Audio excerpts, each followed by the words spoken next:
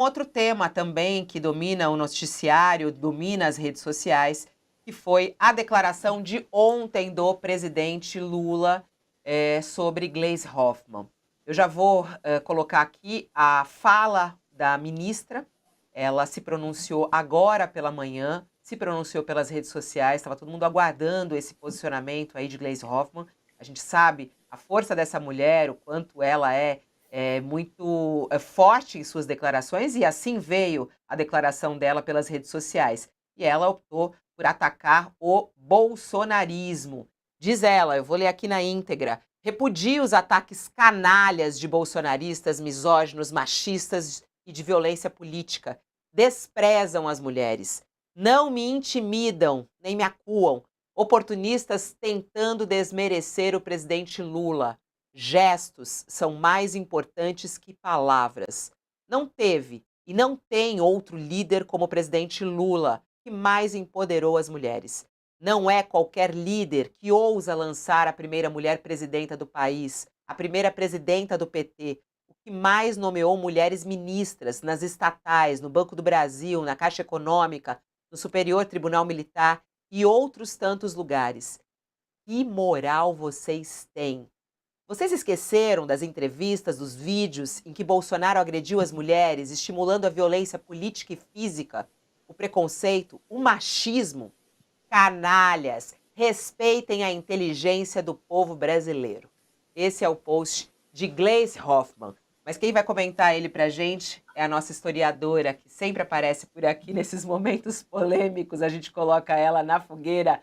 Lilian Schwartz chegando por aqui. A gente tem a honra de receber essa historiadora, escritora, integrante da Academia Brasileira de Letras, que está sempre olhando a política nesse ponto de vista mais amplo, né? E ela já se pronunciou a respeito disso pelas redes sociais, comentando a fala do presidente Lula, e ela está conosco ao vivo agora no nosso All News aqui. Bom dia, Lília, seja bem-vinda mais uma vez ao nosso All News, uma honra tê-la aqui. Bom dia, Fabíola, Josias, Sakamoto. Uma alegria estar aqui conversando com vocês. E na fogueira. E na fogueira, como sempre, né, Lília? Sempre é. Eu te peço desculpas, a gente nunca te chama para um tema mais suave, mas é nesse momento que é muito bom a gente ter pessoas como você, que tem essa visão ampla, né, e sempre com os pés no chão. Vamos lá. Quer começar pela fala da Gleisi? Como é que você viu essa forma, né? Tava todo mundo na maior expectativa de como a Gleisi, a gente sabendo quem é Gleisi, né, e como ela se coloca diante desse mundo machista que as mulheres enfrentam, principalmente as mulheres na área política, né? Aquele ambiente de Brasília que você também frequenta, sabe como é? Como é que a Gleisi se pronunciaria? E ela foi pro ataque, né? Ela se defendeu indo pro ataque. Como é que você analisa? Bom, ela tinha que fazer isso, né? Agora ela está na SRI, na Secretaria das Relações Institucionais, ela tem que agir dessa maneira, me perdoem aqui.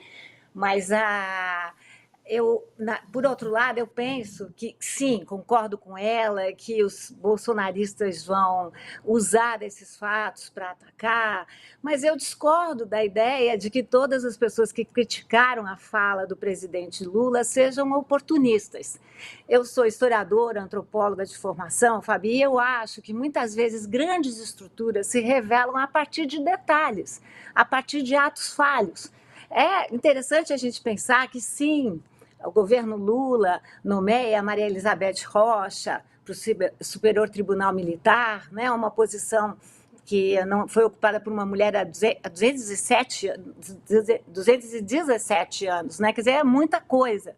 Mas você tomar uma pessoa como a Gleisi Hoffmann, uma pessoa leal ao PT, da articulação do PT, que está nesse lugar por causa dos relacionamentos, enfim, do tipo de jogo político que ela sabe fazer com o legislativo, das relações com o Hugo Mota, e fazer esse comentário quanto à beleza dela, ou seja, eu penso que é, mais uma vez, uma falha, no mínimo uma falha da comunicação e, no máximo, um ato falho revelador do patriarcado e do machismo, que é estrutural na nossa sociedade. Vamos lá, Josias, como é que você analisou a fala do presidente Lula? Foi uma fala grave, né? É possível correr atrás desse prejuízo. A repercussão dessa fala, os dois lados, né? Porque ele recebeu muitos ataques, inclusive de mulheres de esquerda, e críticas em relação a isso. Aliás, a gente não colocou a fala. Vamos ouvir a fala dele antes disso. Boa? Vamos lá. E é muito importante trazer aqui o presidente da Câmara e o presidente do Senado. Porque uma coisa, companheiros, que eu quero mudar, estabelecer a relação com vocês, por isso eu coloquei essa mulher bonita para ser ministra de Relações Institucionais, é que eu não quero mais ter distância entre vocês. Vamos lá, Josias. As pessoas estão aí. Tem muita gente falando assim, mas tem que perceber que ele não estava falando, teve uma pausa. Ele estava falando, uma mulher, foi um elogio que ele fez a ela. Vamos lá. Vamos lá, Josias, queria te ouvir. Não, é lamentável, né? A declaração do presidente é condenável por todos os aspectos. A Gleisi até tenta arrumar a situação, mas é muito difícil arrumar uma situação como essa, né? Costuma-se dizer que um macaco senta no próprio rabo para falar mal do rabo dos outros. A Gleisi faz muito bem em repudiar o oportunismo de bolsonaristas que atacam o machismo de Lula sentados em cima da misoginia do Bolsonaro. Agora, a desqualificação do bolsonarismo pede um combate mais qualificado. A Gleisi poderia ter realçado que o presidente não foi feliz nas suas declarações. Não é nenhum crime para uma mulher com a experiência da Gleisi, com o capital político de que ela dispõe, reconhecer isso. Não ficou bem o presidente. A Gleisi fala os gestos são mais importantes do que as palavras. Não, as palavras são muito importantes também, são tão importantes quanto os gestos. Sobretudo as palavras de um presidente da República. O presidente dispõe de um púlpito privilegiado e desse púlpito espera-se que irradiem bons exemplos, declarações alvissareiras que encaminhem o comportamento coletivo na direção correta. E não foi o que o Lula fez, ao realçar o aspecto estético da sua nova ministra, como se a Gleisi tivesse sido nomeada por ser uma mulher bonita. E não é a primeira vez, não é? Nós precisamos levar em conta esse aspecto. Não é a primeira vez que o Lula faz isso. Isso já se tornou lugar comum na retórica do presidente. O desapreço pela causa das mulheres, pelo esforço que as mulheres realizam para superar o machismo, que é crônico no Brasil, né? Então não faz nexo que se tente contemporizar com o Lula. As mulheres representam 52% do eleitorado. Sem o voto das mulheres, sem o voto feminino, o Lula não teria vencido o Bolsonaro em 2022. Ele venceu por pequena margem. E se o presidente tem dificuldade para ter consciência de gênero, ele deveria ter, pelo menos, alguma gratidão. Mas o Lula, ele dá declarações machistas como uma bananeira da bananas. E aconteceu de novo. Aí diz que estava lá ele estava se dirigindo aos presidentes da Câmara e do Senado e diz que gostaria de melhorar a relação do governo com o Congresso. E por isso coloquei essa mulher bonita para ser ministra de Relações Institucionais. E, como disse, não é a primeira vez, Fabíola. O Lula já tinha dito que é amante da democracia porque os amantes são mais apaixonados pela amante do que pelas mulheres. Ele, num discurso em que constatou que a violência contra a mulher aumenta depois de jogo de futebol, ele disse, se o cara é corintiano, tudo bem. Numa era, num instante em que as mulheres estão chefiando famílias, mulheres, inclusive mulheres humildes, mulheres pobres, estão comandando as suas famílias, estão enchendo a geladeira sozinhas. Vem o presidente e diz que, num discurso, que mulher com formação e com salário não depende do pai para comprar batom e calcinha. Isso é declaração que um presidente da República possa dar? Noutra oportunidade, para realçar a sua própria virilidade, o Lula alardeou. Eu tenho um tesão de 20 anos de idade. E aí ele invoca o testemunho da mulher dele, a Janja, que é uma ativista da causa feminina. Quem achar que o Lulinha está cansado, pergunta para a Janja. Ela é testemunha ocular. Não dá, Fabíola, não dá. Não é à toa que o Lula caiu, ele caiu 11 pontos percentuais, segundo o Datafolha, em 2 meses, e junto ao eleitorado feminino, o tombo foi maior, foi de 14 pontos. Então, é preciso considerar a reincidência, porque quando um presidente da República deprecia as mulheres uma vez, Pode-se dizer, maledicência, 2 vezes é imprudência, 3 vezes pode ser reincidência. Agora, 4 vezes já vira indecência, mais de 5 vezes, aí está virando delinquência. Não se espera de um presidente um comportamento como esse, sobretudo um presidente que sucedeu um antecessor tão desqualificado quanto o Bolsonaro. Então, essa retórica do Lula em relação às mulheres, ela parece estar estacionada na década de 1950 do século passado.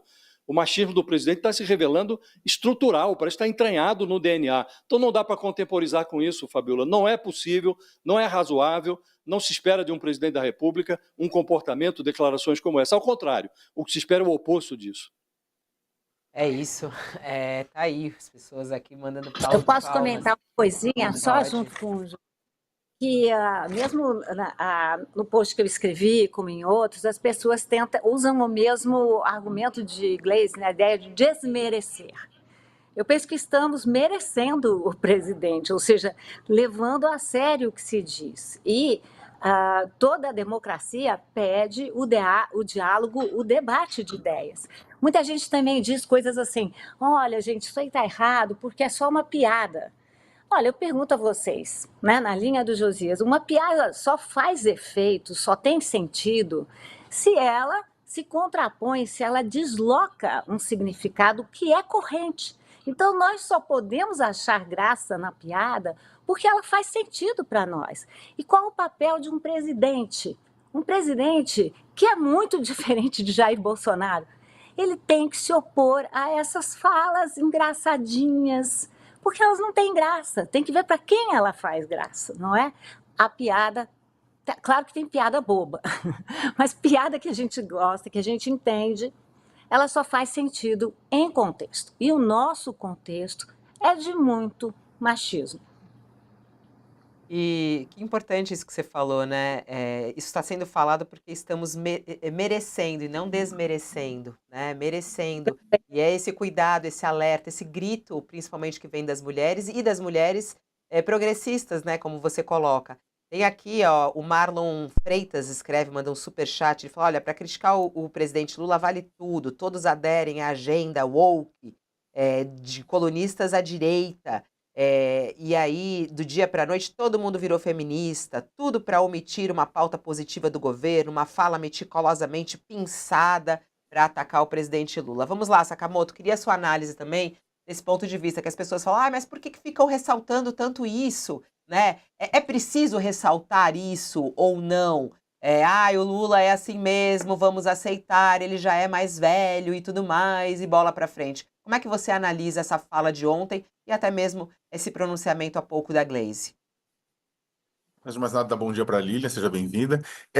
Eu vou destacar 2 pontos, assim, para tentar dialogar com o pessoal. Primeiro, o Lula vem sendo criticado, gente, com justiça pela frase machista, né, de que indicou uma mulher bonita para fazer articulação política. A Gleisi não é bonita? Pode ser bonita, só que não é o principal atributo da Gleisi. A Gleisi ela está sendo convocada para esse cargo por conta da competência política, da competência técnica, das articulações, da história, da experiência, né? A questão, na verdade, é você hierarquiza determinadas qualidades, né? Repetindo um padrão negativo, como se. E aí que tá, você não vai ver a mesma coisa do tipo: olha, o Haddad foi escolhido por cargo, esse homem bonito. Olha, o Fufuca foi escolhido por cargo, esse homem bonito. Sabe? Olha, o Rui Costa foi escolhido por cargo, esse homem bonito. Você não ouve isso, ouve? Então por que a mulher ouve? Né? Então, dá uma pensada nisso. Pensem se isso não é equivocado, você puxar esse atributo em detrimento a 1 milhão de atributos que ela tem e que fazem sentido para o cargo. Né? Mas o presidente já chamou o Haddad bonito, mas ele, certamente no discurso ele não fez o que fez com a Gleisi.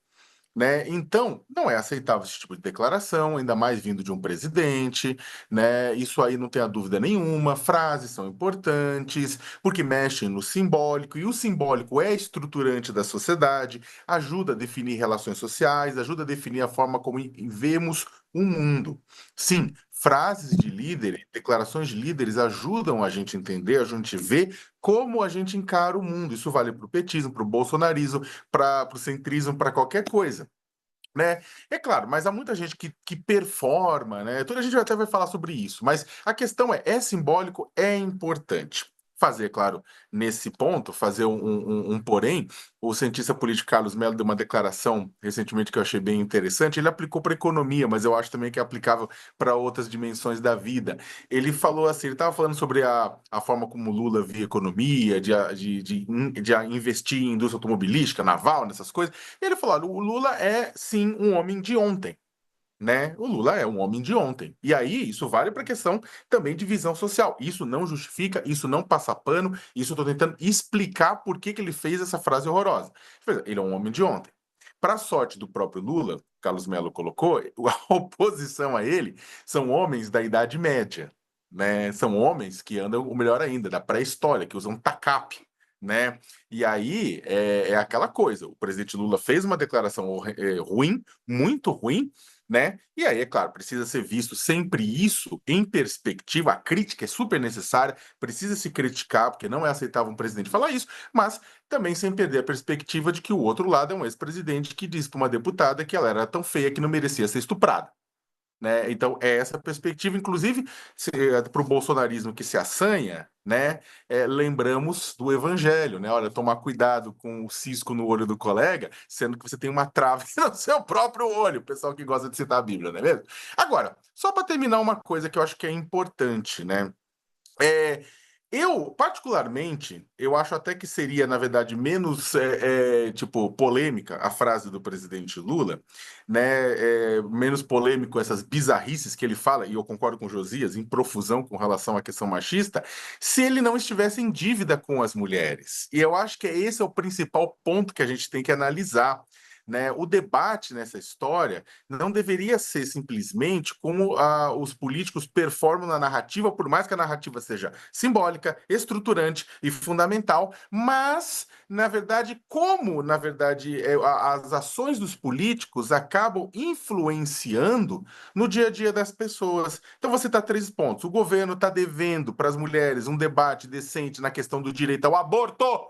Virou tabu, não se fala. E por muito pouco, meninas, a oposição fica tentando impedir meninas estupradas e grávidas e com risco de vida de abortarem em nome de uma suposta demanda divina que eu não sei onde está, né? Mas o governo está devendo um debate sobre isso, sincero, está com medo, está acuado, mas está devendo um debate. Segundo, né, o governo está ignorando a política nacional de cuidados, né, que talvez uma das pautas mais urgentes a serem enfrentadas, que foi lançada no ano passado, ficou por isso mesmo. Mulheres, na verdade, têm jornada dupla, tripla, porque elas também cuidam de filhos, cuidam de pais doentes, cuidam de enfermos, cuidam de todo mundo, enquanto a maior parte dos homens fica só flanando. Como o Estado pode ajudar nesse processo de cuidado, é uma coisa que sim, o governo está devendo. Terceiro, né, o governo não incorpora essa dimensão da opressão de gênero, né, das mulheres, na sua compreensão sobre o mundo do trabalho. Está devendo isso de um governo do Partido dos Trabalhadores. Né? E aqui entra o quê? Creche pública para mulher trabalhadora, política de retorno de mães ao trabalho, enfrentamento de assédio, tá devendo para diabo. Pergunta para qualquer pessoa que analisa isso, vai conversar com a Dona Maria da periferia para ver como não tá devendo. Isso sem contar, é claro, a falta de paridade de representação de mulheres no próprio governo. Para terminar, né, eu vou dizer o seguinte, né? O Lula tem a culpa naquilo que ele falou, mas é principalmente culpado de seu governo não estar avançando como deveria nessas políticas.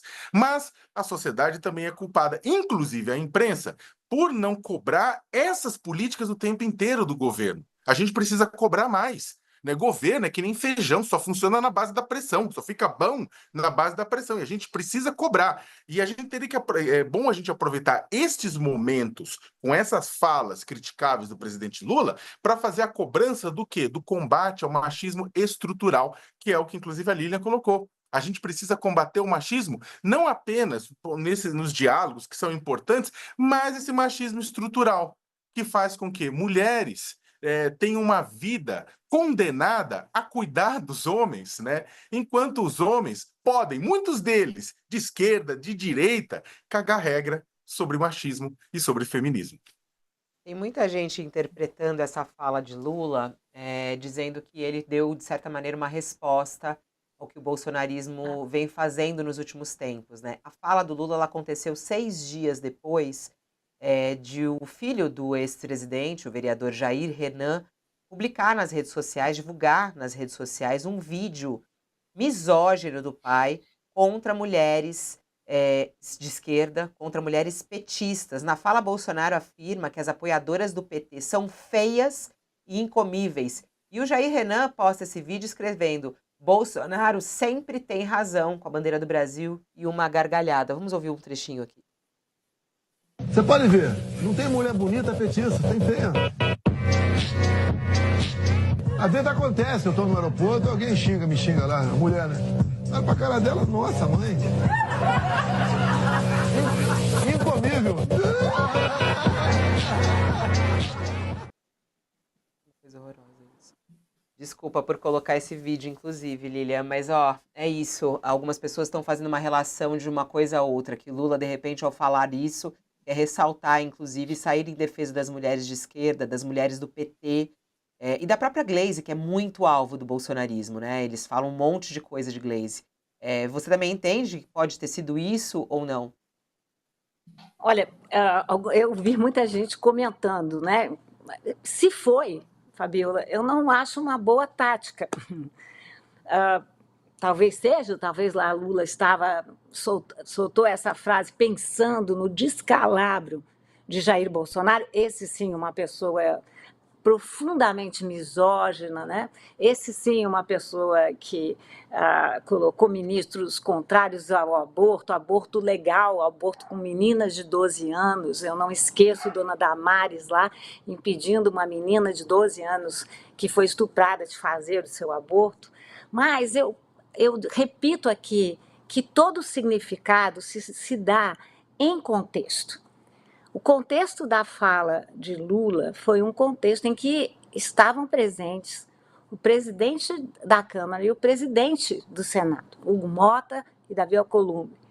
E nesse contexto, e sendo a Glaze, estando Glaze na Secretaria das Relações Institucionais, ele não poderia fazer isso, porque de alguma maneira ele desautoriza o trabalho da Glaze. De alguma maneira, ele se compara ao bolsonarismo.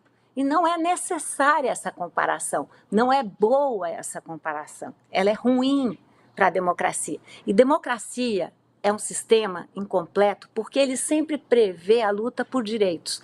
E a luta feminista, a luta do feminismo, é uma luta por justiça, é uma luta por igualdade, como disse a Maria Elizabeth Rocha, agora empossado no Superior Tribunal Militar. Essa luta por direitos não pode ser minimizada, não pode ser banalizada. Então, se houve uma comparação, ela não é boa, porque não é hora de nós baixarmos o diálogo a esse nível. Isso eu não espero de um presidente como Luiz Inácio Lula da Silva.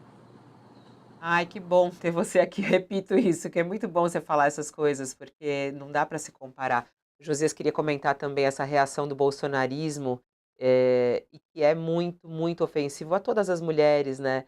Eu fico muito triste também de ver outras mulheres, assim, toda mulher deve se ofender com isso, a dizer que uma mulher não é comível. Que coisa horrorosa, né, Josias? Vai lá. Não tô. Lula, com a declaração machista dele, ele fez surgir uma doutrina nova no Brasil. É o fakenismo. Essa nova doutrina consiste em colocar a serviço dos direitos e interesses das mulheres o que há de mais falso e traiçoeiro no homem misógino, né?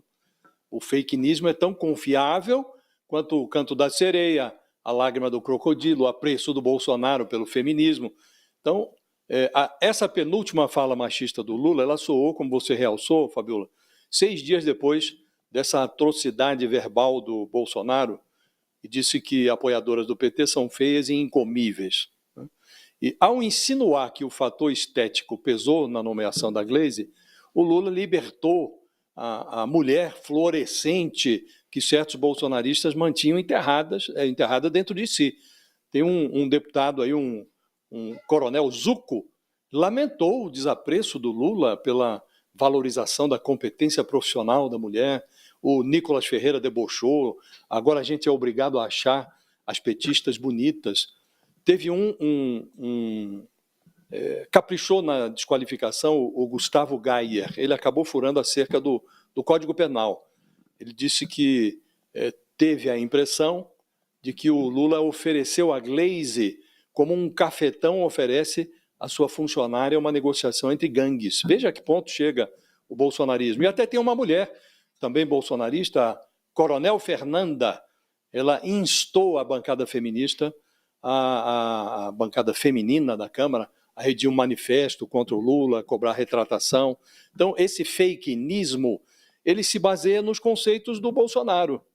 Então, o Bolsonaro, ao fazer um comentário sobre a sua própria prole, ele disse, foram 4 homens e a quinta eu dei uma fraquejada. Aí veio uma mulher. Ele, certa vez, comentou a violência sexual e declarou que uma deputada não merece ser estuprada porque é feia. E ficou irritado com uma repórter, aliás, uma colega nossa de uma competência extraordinária, e disse que ela queria dar um furo a qualquer preço, a pretexto de condenar o turismo LGBT no Brasil. Ele disse, quem quiser vir para o Brasil para fazer sexo com uma mulher, fique à vontade. Então, Fabiola, antigamente, a imbecilidade era mais silenciosa. Agora, esse ruído, a ênfase, o gesto, o punho cerrado dos bolsonaristas em defesa da causa das mulheres, revela que os idiotas se tornaram orgulhosos no Brasil. Agora, por sorte, as mulheres dispõem de 52% dos votos. Então, elas não atiram para matar, mas ajudaram a enxotar o Bolsonaro do Palácio do Planalto, colocaram esse mito do fakenismo na trilha da cadeia. Então, as mulheres têm um papel muito relevante na sociedade brasileira, cada vez mais relevante, e agora dispõem dessa arma poderosíssima que é o voto.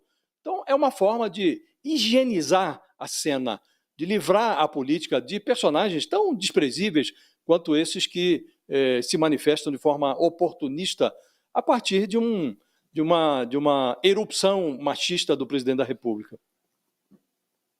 Virar o assunto e trazer também outras notícias.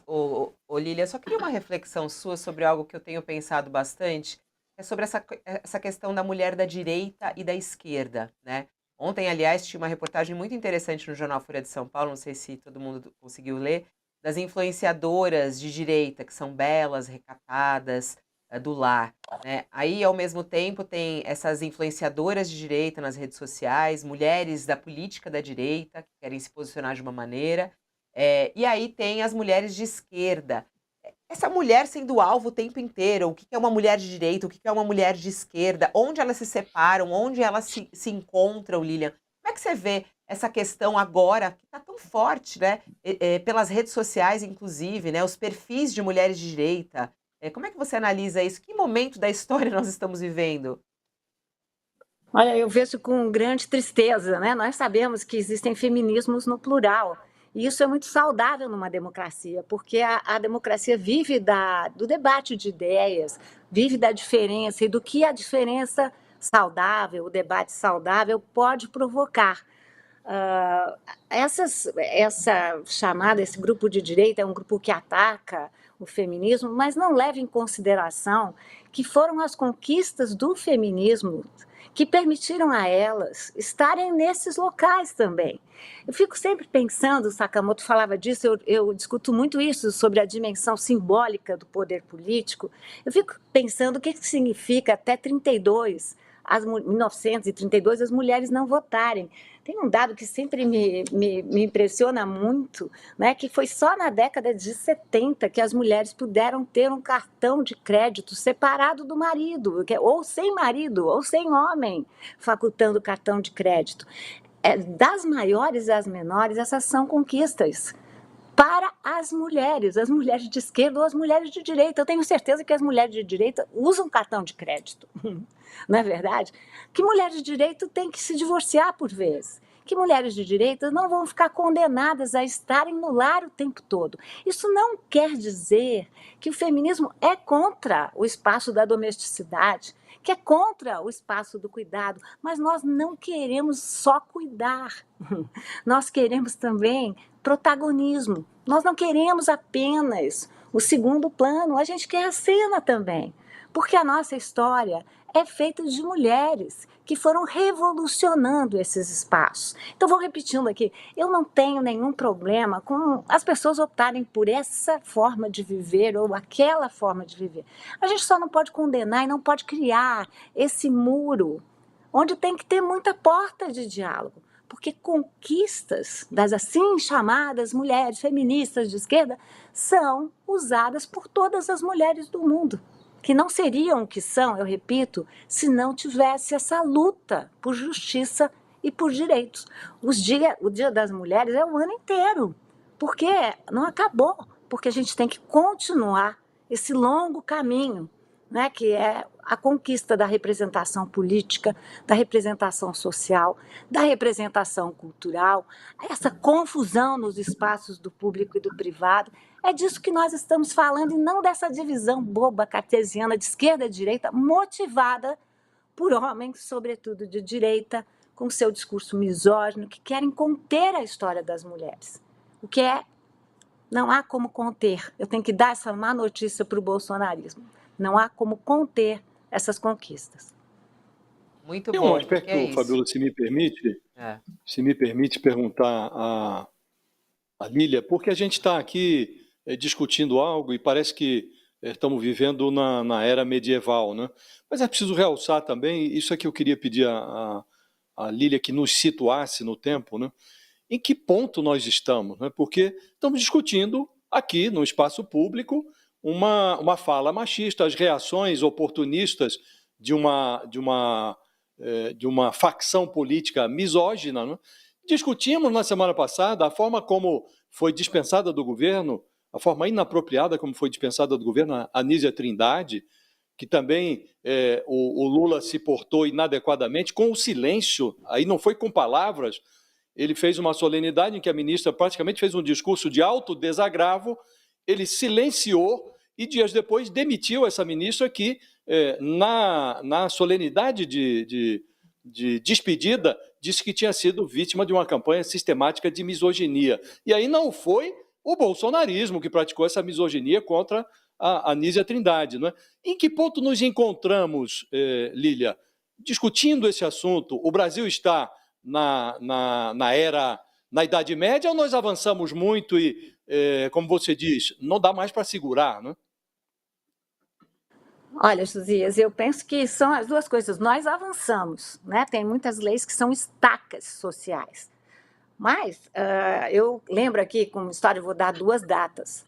A lei do feminicídio só aconteceu em 2005. Eu dou muito valor às palavras, como diz o Sakamoto. Muitas guerras, muitas revoluções foram iniciadas, foram detonadas a partir das palavras. Até 2005, nós não tínhamos a palavra feminicídio no nosso código e no nosso convívio. E quando não existe a palavra, muitas vezes algumas pessoas acham que não existe a realidade. O Brasil é campeão de feminicídio. E essa palavra, essa lei só sai em 2005. Para vocês não acharem que eu sou muito passadista, foi só em 2018 que foi criada a lei da importunação sexual. Vou pegar a lei por um outro lado agora, Josias. A gente só cria uma lei quando existe a vontade de burlá-la, não é verdade? Eu não vou criar uma lei aqui, ninguém pode ficar de pé na cadeira fazendo o programa da UOL, porque nenhum de nós tem vontade de fazer isso se a gente está aqui sentado num escritório. A gente só cria uma lei quando existe uma vontade maior, vou repetir, de burlar a lei. Então, essa agenda lenta da pauta das mulheres mostra como nós ainda estamos muito lá atrás, como nós temos que conquistar demais. Eu sempre falo que o Dia das Mulheres não é dia para só celebrar, é dia para reivindicar mais, que foi um pouco o tom do Sakamoto, ou seja, vamos usar essas falas assim machistas que nós lamentamos porque, repito, Lula não é Jair Bolsonaro, não é. Mas vamos usar essas falas para a gente avançar na nossa pauta feminista. E pensar, como disse a Elizabeth Rocha, que é preciso um sonho da igualdade. E que esse sonho da igualdade só virá quando a gente acabar com a desigualdade, ou pelo menos diminuir a desigualdade entre homens e mulheres existentes no Brasil. E eu me refiro à representação, eu me refiro a oportunidades e eu me refiro à violência também com que são tratadas as mulheres no Brasil. Mas vamos ouvir a frase dela, Lília, porque é muito interessante. No dia que aconteceu tudo isso, foi um dia de muita importância. Imagina, uma mulher assumir o Superior Tribunal Militar, né? É a primeira vez que isso acontece em 217 anos na história desse tribunal. Maria Elizabeth Rocha. E é muito interessante que a fala dela, ela diz: eu sou feminista e tenho muito orgulho de ser mulher. Vamos ouvir o que ela disse. Sou feminista e me orgulho de ser mulher.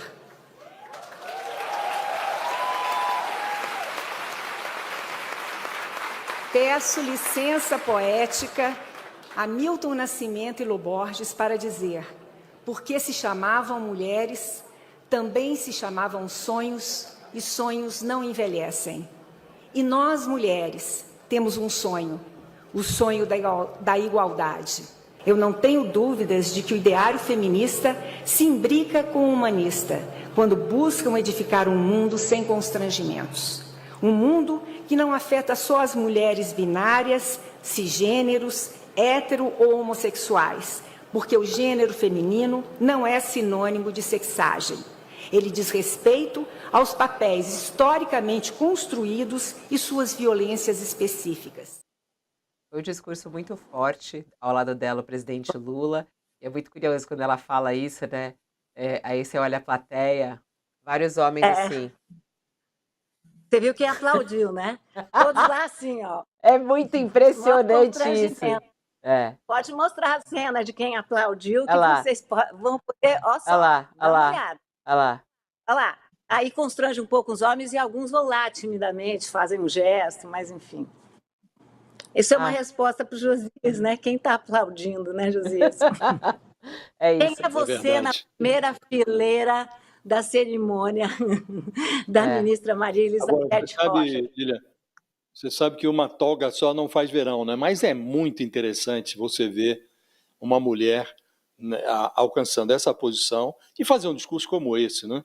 Essa nova presidente do Superior Tribunal Militar, a Elizabeth Rocha, ela é muito interessante, é uma figura interessante, pelas declarações que faz, pelo comportamento dela, pela forma como ela se posiciona em relação aos temas jurídicos e também a esse. Ela disse no discurso dela: olha, eu privilegiei mesmo a causa da mulher, porque é o caso de fazer. E tem o trecho que me chamou mais atenção no discurso dela, é que ela faz uma alusão à frase do filme Ainda Estou Aqui, a frase que a Fernanda Torres ela expressa muito bem na hora que o fotógrafo vai fazer aquela fotografia, que ela está do lado dos filhos, e ele fala, não precisa sorrir, né? Vamos ficar... Aí a Fernanda Montenegro, que faz brilhantemente o papel lá da Eunice Paiva, ela diz, vamos sorrir.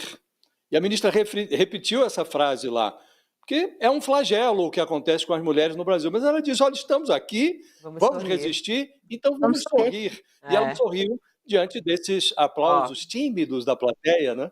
E é muito interessante, essa mulher, ela merece uma atenção especial. A gente tá com a nossa rainha na sala de espera, eu preciso chamar a rainha. Lília, você precisa sair ou quer ficar mais um pouquinho? Eu preciso sair, mas posso só dizer uma coisinha? Fala. Claro, tem que sair a rainha, mas tem que sair também, que é muito interessante a gente pensar na formação dessa ministra, que vem de Minas, que faz PUC, que faz o FMG e que cita Milton Nascimento, né? Os sonhos não envelhecem. Incrível. Então, a ideia, o sonho não envelhece, é essa mistura de temporalidades, o presente e o passado, né? Ou seja, os sonhos do passado, eles estão aí fazendo a marca do presente, não envelhecem, que é do que a gente conversou, foi o que conversamos até aqui, não foi? É isso, um passo à frente, alguns atrás, e assim a gente vai caminhando, né, Lilian? Vambora, vambora. Olha, querida, um beijo para você, obrigada por estar aqui. Meus sentimentos para você, ela recentemente perdeu a mamãe, meus sentimentos para você, querida. Um beijo, até a próxima. Grande feminista. Então, eu sei. Por isso que é tão importante você estar aqui hoje também falando em defesa das mulheres, pelas mulheres e para o futuro dessas mulheres. Obrigada, Lilian. Um beijo, querida. Até. Obrigada eu. Beijo. Ó, a Tchau, Lilian tchau. tá indo embora, mas quem tá chegando?